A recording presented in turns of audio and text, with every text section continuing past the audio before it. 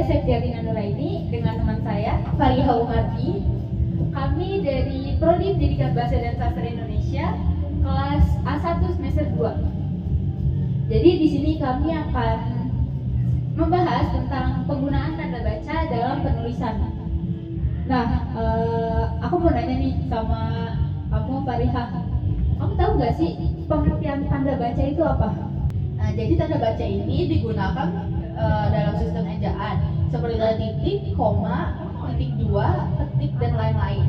Dan penempatan setiap tanda baca ini berbeda-beda sesuai dengan jenisnya. Ada tanda baca yang ditulis di akhir kalimat atau di tengah-tengah kalimat sebagai tanda pemisah antar kata.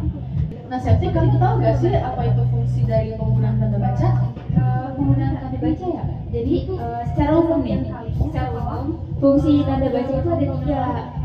Yang pertama ada untuk mengatur adanya jeda ketika kita sedang membaca suatu kalimat. Terus yang kedua ada mengatur intonasi dalam pembacaan suatu kalimat. Terus yang terakhir itu ada memberikan penegasan kalimat. Contohnya seperti kalimat tanya, kalimat perintah, dan lain sebagainya. Nah, kamu pasti tahu kan macam-macam tanda baca itu ada apa aja? Tahu dong. Nah, jadi buat teman-teman semua, tanda baca ini ada 15. Yang pertama ada tanda titik. Biasanya tanda titik ini berfungsi sebagai penutup kalimat yang bukan pernyataan atau seruan. Contohnya seperti ini. Nah, kemudian yang kedua ada tanda koma. Tanda koma ini digunakan untuk unsur-unsur dalam sebuah rincian atau pembilangan. Juga bisa dipakai untuk memisahkan klausa anak dari klausa induk jika klausa anak tersebut terletak sebelum klausa induknya. Contohnya seperti ini. Kemudian yang ketiga ada tanda titik koma. Tanda titik koma ini biasanya digunakan sebagai pengganti konjungsi untuk memisahkan frasa yang setara atau sama lain dalam kalimat majemuk. Contohnya seperti ini. Kemudian yang keempat ada tanda hubung. Tanda hubung ini digunakan untuk menghubungkan unsur-unsur kata yang diulang, atau bisa digunakan juga untuk menghubungkan tanggal, bulan, dan tahun yang dinyatakan dalam bentuk angka atau menghubungkan huruf-huruf dalam sebuah kata yang diucapkan satu persatu. Selanjutnya ada tanda elipsis. Tanda elipsis ini biasanya digunakan untuk menandakan adanya penghapusan pada suatu kalimat atau kutipan.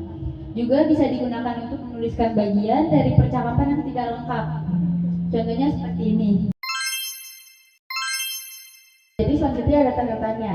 Jadi tanda tanya ini biasanya digunakan pada setiap akhir dari pertanyaan.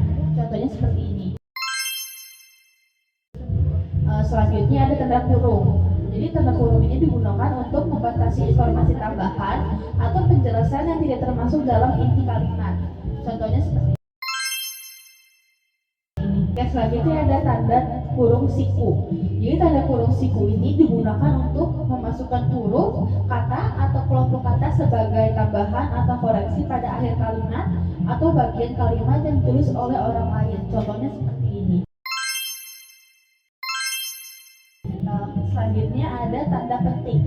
Nah, tanda petik ini digunakan untuk mengambil kutipan langsung yang berasal dari percakapan, teks, atau materi tertulis lainnya. Contohnya seperti ini. Selanjutnya ada tanda petik tunggal. Jadi tanda petik tunggal ini digunakan untuk memasukkan kutipan yang terletak di dalam kutipan lainnya. Contohnya seperti ini. Selanjutnya ada tanda miring. Tanda miring ini digunakan dalam nomor surat, nomor dalam alamat, dan tanda waktu selama 1 tahun yang terdiri dari 2 takwim.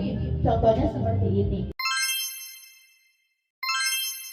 Selanjutnya ada tanda apostrof. Apostrof ini menunjukkan penghilangan bagian kata atau bagian angka tahun dalam konteks tertentu. Contohnya seperti ini. Terakhir ada tanda misah. Tanda misah ini digunakan untuk mengatur penggunaan kata atau frasa yang memberikan penjelasan tambahan di luar struktur kalimat. Contohnya seperti ini.